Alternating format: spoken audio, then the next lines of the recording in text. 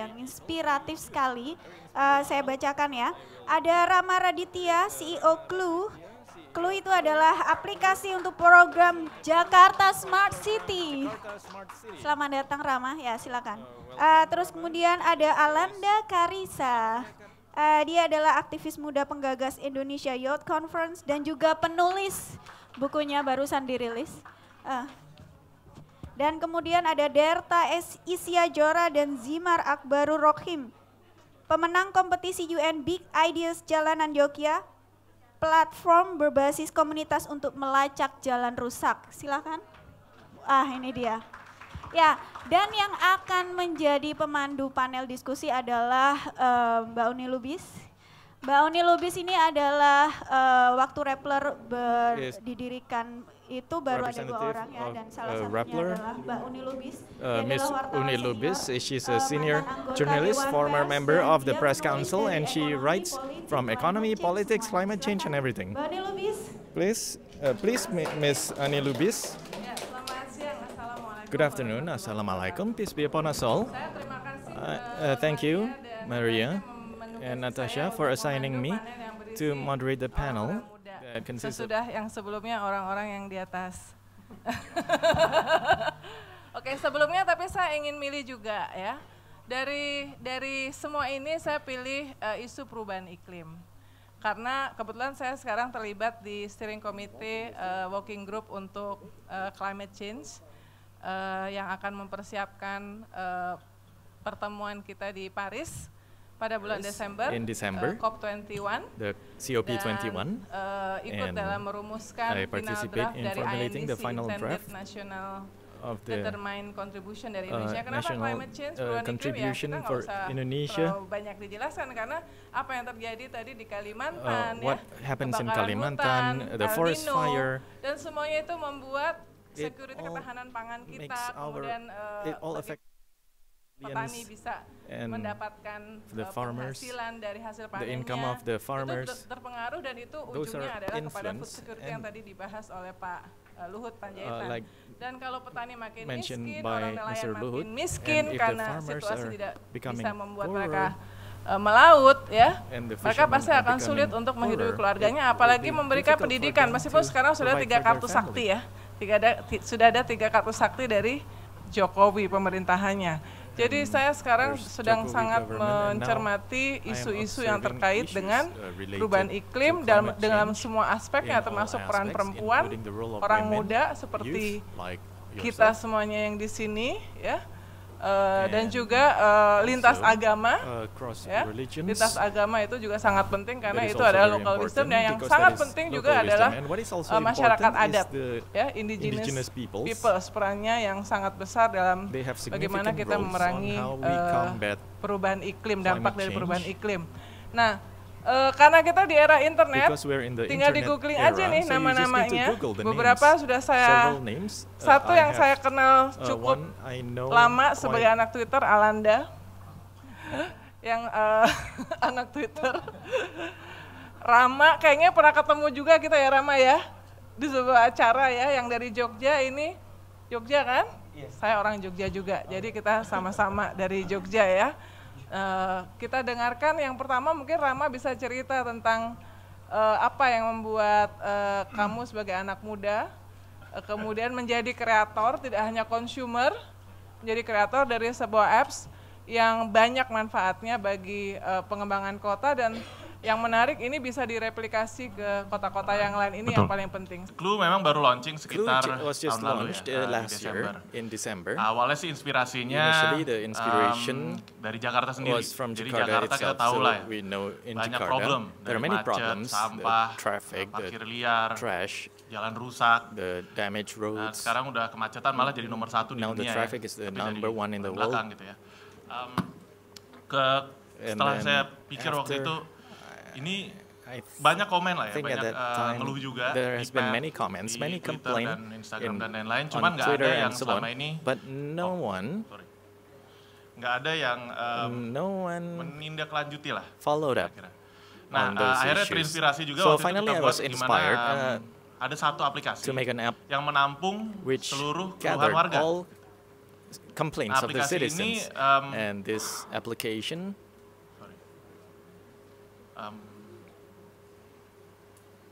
ini presentationnya nyala. Kalian saya jelasin biar pakai slide lebih enak. I will use the slides. Nah, jadi aplikasi ini kita kerjasama dengan collaborated with DKI ya, the government of Jakarta. Dan kita sekitar tahun lalu juga waktu itu ketemu dengan waktu itu Mas Pak Wagub, Pak Ahok, tawarin konsep ini. Pak, mau nggak? Nanti semuanya aplikasi, semua keluhan warga tertampung ke dalam satu platform. Kita tawarin juga sekaligus waktu itu mappingnya lah. Gitu. Jadi ada dashboard command center. Nanti saya kasih lihat di sini.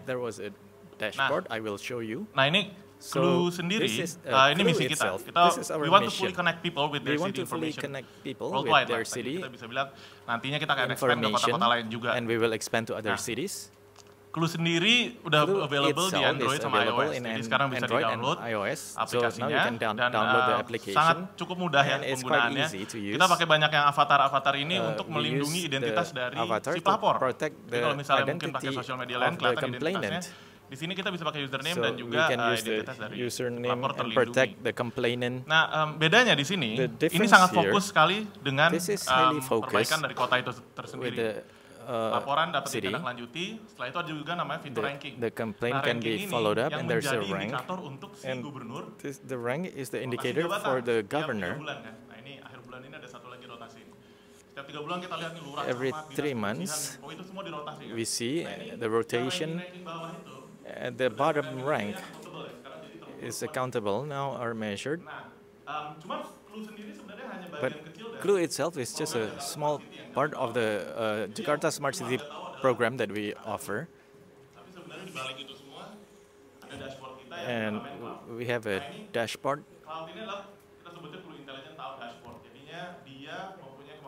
So it has the capability to absorb all information. So from various type of devices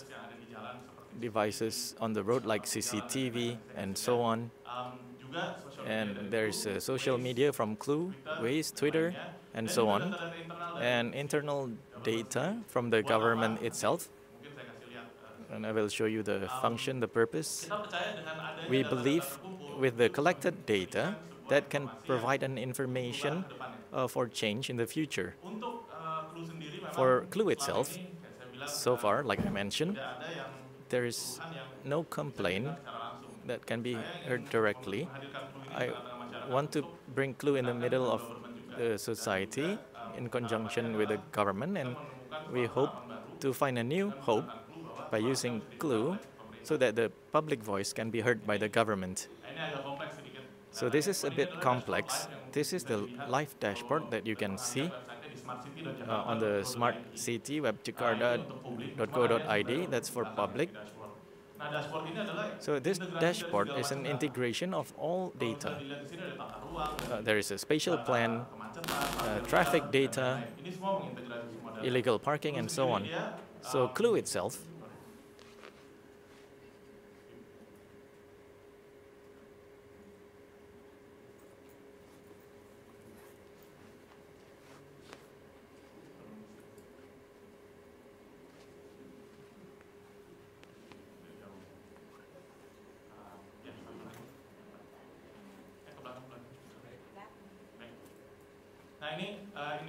So these are the indicators of the smart city that we apply. We apply throughout Indonesia. Health, governance, living, environment, mobility, and economy. I will explain one by one the relation with the Clue application.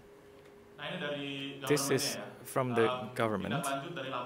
The follow-up of the report, everything is accountable and it can be listed as a rank. We can see here the red color. That means it has not been followed up. The green ones has a high rank. So we can see the before and after picture. So you can see in the app, the public can see and they can analyze which one have red indicators. In Clue, there is a feature there's a feature whereby we can report on places. For example, bank. So this relates to the private sector. Long queue, poor service, but once we tag the location, it will come into here, and it will be clashed with the city planning data. City planning will see whether the location violates the allocation. So the system will send to the spatial planning service to be followed up. Now we are quite fortunate with the Jakarta governor, who is quite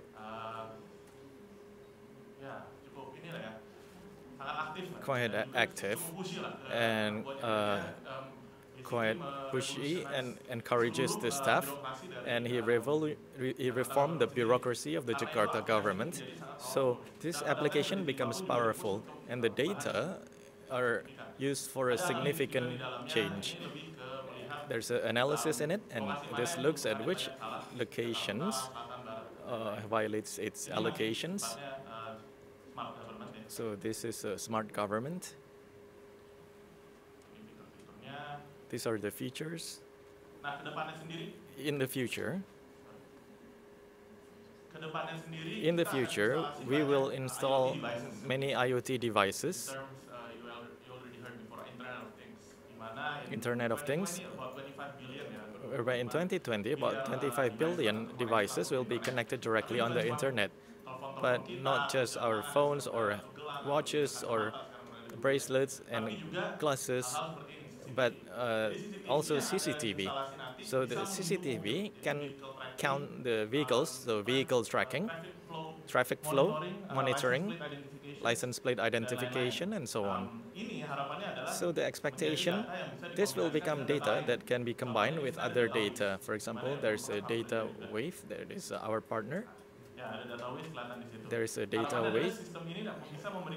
We hope that this system can provide recommendation in the future for the governor from 9 to 12. The Sudirman Road is always traffic based on the data waves and CCTV and the report from Clue. So the CCTV will count the vehicles. The Clue will inform the reason why there is a traffic congestion. Is it because the traffic lights are out of service or other reasons? And the Jakarta bus, the busway system. From this Clue, from the results on the data with the government, can you tell us one example that was responded to and became a policy? For example, about the movement of the street vendors. So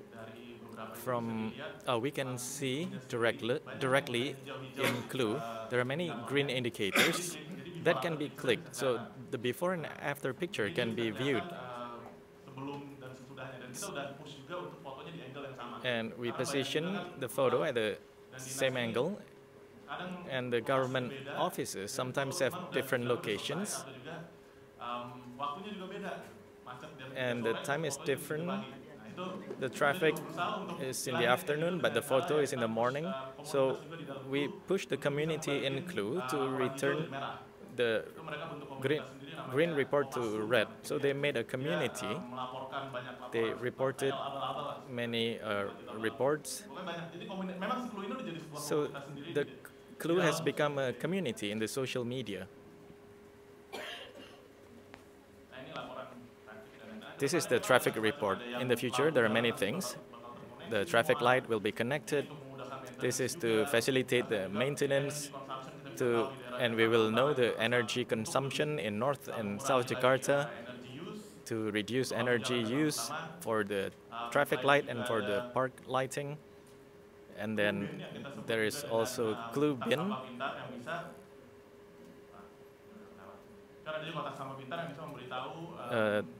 Smart trash bin that can inform the sanitation office when they are full. So we hope in the next 5 years it will be implemented, and all those devices will be connected to the dashboard. Thank you, Rama. We will continue later with Q&A. Applause for Rama.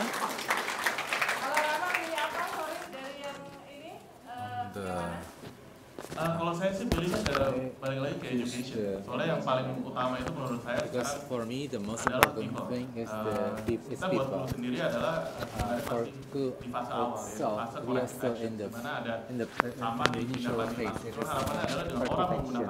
We expect that by using glue, there will be no more garbage being littered. This is part of the preventive phase founder dari Indonesia Youth Conference, Reza, the founder of Indonesia Youth Conference, and he is also the speaker of many different conferences, both at home and abroad. He represents Indonesia, and he has a book called Dream Catcher. The book is very inspirational. So don't forget that the inspiring stories, as Maria has put it, berpindah di internet, menyebar. Yang kedua ada inspiring. Hari ini pembicara kita semua inspiring. Please share dengan apa namanya, dengan hashtag 2030 saya, hashtag 2030 now, sehingga semua yang tidak ada di ruangan ini punya kesempatan untuk menikmati apa yang telah mereka kerjakan dan bisa menginspirasi yang lain. Silakan Ananda. Now, please, the floor is yours. Selamat pagi semuanya. Semangat ya. Good morning to all of you. Kalau gitu jawabnya lebih kencang lagi dulu. Selamat pagi semuanya. Good morning. Nah, ini berarti udah sarapan. Mungkin saya berbagi dikit aja cerita saya. Kan hari ini panelnya adalah soal media sosial dan teknologi dan gimana kita sebagai anak muda bisa melakukan sesuatu dengan teknologi yang ada. Mungkin tadi udah banyak apa ya ide-ide dari pembicara-pembicara sebelumnya yang ditanamkan di kepala kita bahwa teknologi yang ada sekarang itu jangan cuma digunakan untuk hura-hura aja. Misalkan selama ini selalu ada paradigma atau persepsi bahwa anak muda nih cuma bisa hura-hura aja gitu. Padahal sebenarnya kita punya kapasitas untuk mengubah itu. Itulah cerita awal dari 5 tahun yang lalu, 6 tahun yang lalu kebetulan saya diundang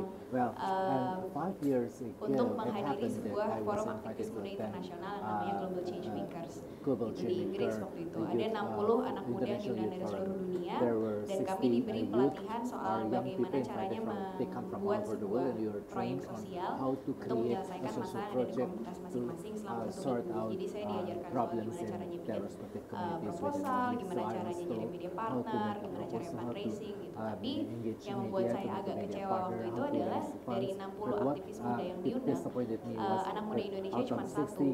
Padahal ada banyak negara-negara berkembang lainnya atau yang perwakilannya bisa lebih dari 2 gitu. Jadi walaupun mungkin negara seperti Amerika Serikat misalnya punya 3 perwakilan, negara Malawi juga punya 3 perwakilan.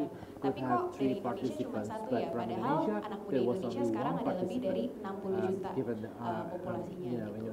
Dari pengalaman tersebut, saya punya cita-cita untuk mereplikasi apa yang saya pelajari di sana ke Indonesia supaya ada lebih banyak anak muda di Indonesia yang punya kesempatan yang sama untuk belajar bagaimana caranya bikin proyek sosial di komunitas masing-masing. Apalagi kan kita ada 34 provinsi, waktu itu sih kalau nggak salah masih 33 gitu. Cuman setiap daerah punya masalah yang masing-masing gitu. Dan mungkin kita yang di Jakarta belum tentu bisa its own problems, and we in Jakarta may not be able to solve problems in Aceh or in have their own ways of solving problems because they are the ones who understand their own provinces most. But we can learn together, and that's why we come up with an idea called Indonesia Youth Conference. Nowadays, many young people are involved in social organizations, in youth activities and volunteering activities, or going to remote areas. In 2010, there was their number was not many. There are university students who do not know how to join, and there are also communities as a place on the basis of religion or campus, but there was no universal youth community. So that's why I came up with the idea. Like, the event is like today, but there are a lot of rooms. We have 15 sessions, and young people from all over the world could learn about politics, about social media, about music, about corruption, and then we conclude the meeting with musical performance about, for example, the effects of greenhouse effects and others. So it is like it is intended to increase the awareness of young people. In the first year, there were 400 young people coming, and then from the year 2010 up to the year 2015, finally we decide to hold the event every year. And nowadays, people who come to the event are amount to 2,500 people. Well, perhaps there are many young people who use Twitter and Facebook, but not many brands or celebrities who are using that, because social media was still new. So we decided to use the social media as the main medium to introduce Indonesia Youth Conference. Why? Because it's free and many young people use it. And so we think that rather than putting an ad on TV or on newspaper, which is expensive, we just use the social media. And the initiative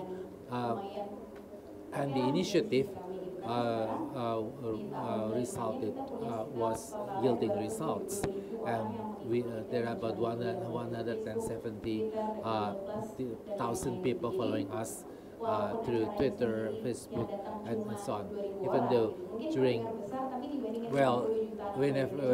during the events that we arrange, there are about 2,000 people coming.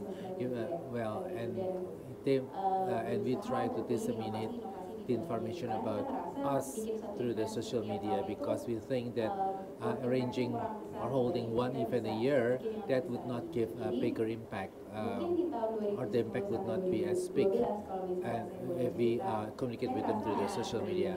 So I would say that Indonesian young people activities are bounded by cliquism. So, for example, when we want to go something against the haze, we feel that we have done something, even though we have not gone to the haze-affected areas. But if you have tweeted, they feel that well, at least we have done something for the country. And so it seems pretty simple for young people to understand social issues, and so we use this opportunity by creating platforms that would be beneficial or useful for young Indonesian people. So after the Indonesia Youth Conference, digitally, we created a so-called Bantu Indonesia. Bantu Indonesia is more or less the same like what Maria Reza has shown. At that time, there were 3 disasters. Kwashior, Mentawai, if you still remember, there were 3 major disasters taking place at more or less the same time: tsunami, an earthquake, and also volcanic eruption. And at that time, the information on the social media was scattered. So everyone tweeted that you can donate this or to that place or to this place. And we had no idea where we should give our donations, because so many people talk about so many things. And because we have followers on our social media, we decided to establish Help Indonesia, and it is a platform in which we curated all information about places receiving donations or aid. If you want to send money, where you should send the money. If you want to donate blood, where you should go. And if you want to donate food, where to turn to, and so on. So that. So back in 2013, when Jakarta was flooded, we also raised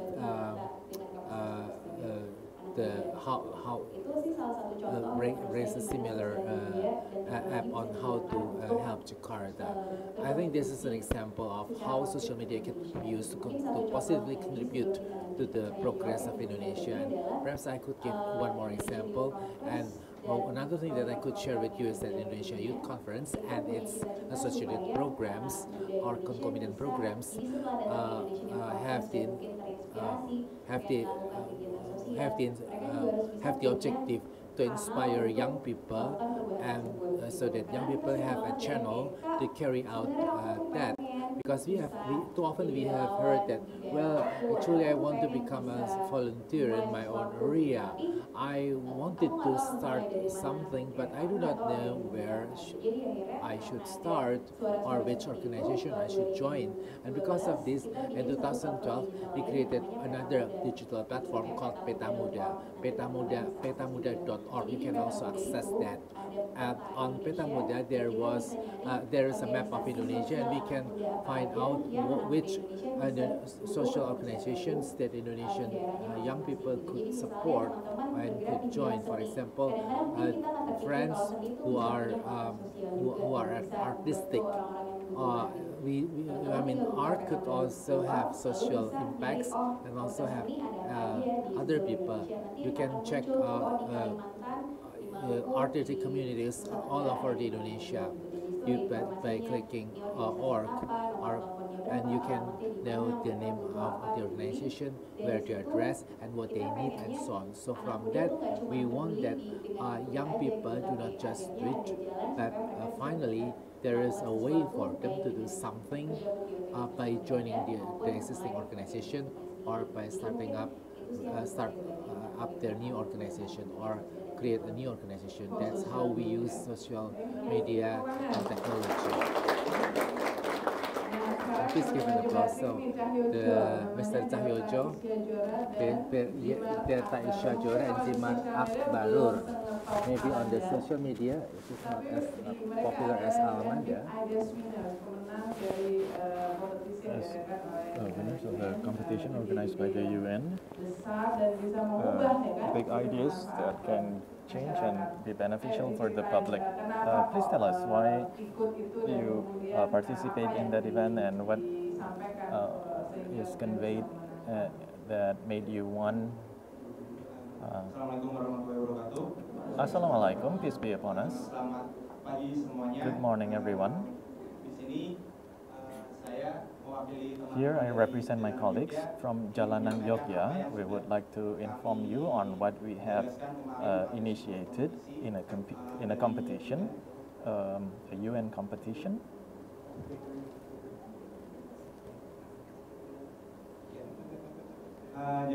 So our ideas was named Jalanan Yogya. From this name, maybe you can conclude that the idea will be about the roads in Yogyakarta. So the idea.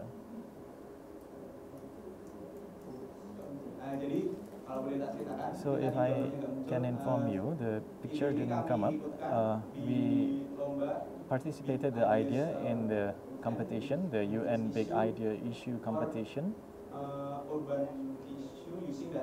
Urban issues using data innovation. So this competition tried to find solutions from university students, pre-graduate and postgraduate students related to issues in a city.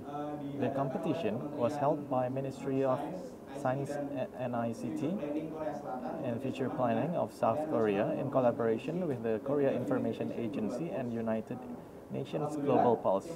Fortunately, our team succeeded in obtaining a gold prize in this competition.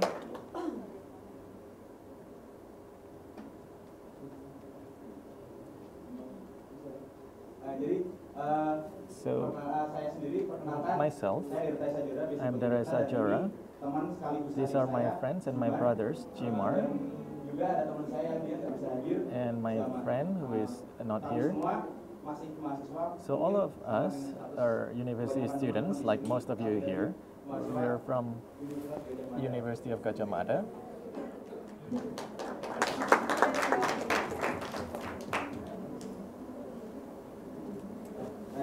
So the road, the initial idea, we believe that roads are very important for the life, for our daily life, starting from going to the office and then going to the market, and then there are our brothers and sisters who are school going. We will use the roads to reach our destinations.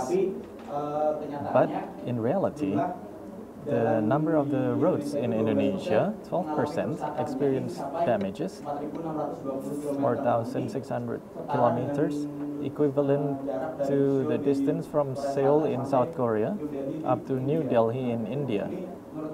So we think it's quite long, and it passes through China on the map. So, but the process for road repair in Indonesia, as we know, the government will collect data manually. So one by one, the data was collected and then the road was repaired. I think that has the potential to waste time and money because it has to involve the survey before the repair can be done. The damaged road is also very hazardous. We can see 28% of accidents in Indonesia out of some 5,000 accidents occurred because of damaged road.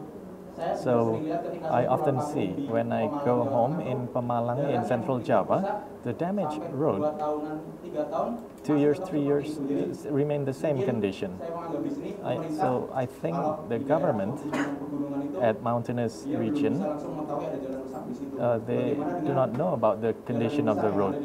What about the roads in Kalimantan, in Papua, or eastern Indonesia? And even in Java, there are many damaged roads. Therefore, we try to utilize the existing technology, namely Twitter, and we try to involve the government and the public. So the other day, we participated. So the way it works is similar with Rama, so crowdsourcing, and Ms. Maria Reza that explained about crowdsourcing with the Rappler. So the public here can report about the damaged road through Android application, and if you don't want to download, you can use Twitter, but by activating the geolocation feature. So the public report will be collected by our system, and then later it will be mapped and will be presented in the form of digital map. So we hope the government can repair the road quicker. Furthermore, the digital map containing the damaged road information in Jogja can also be accessed by the public so that they can drive more carefully.